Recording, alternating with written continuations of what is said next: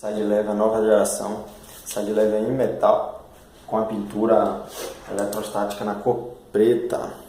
Pra aí, que bacana.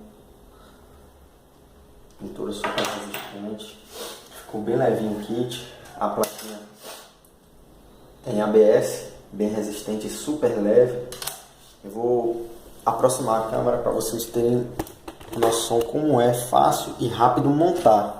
Primeiro você vai tirar os 4 parafusos, certo? 4 parafusos, retira essa placa, substitui por essa.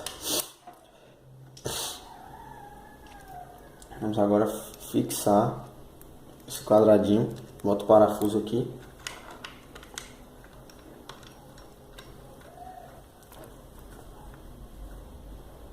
Já fixo.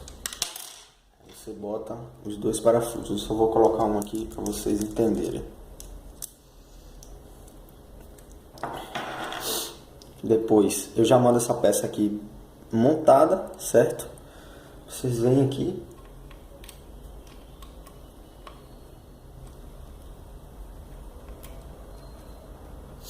Pronto.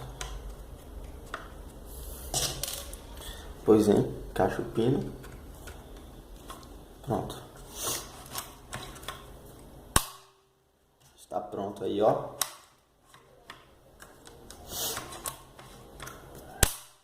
O side lever de vocês aí. Vou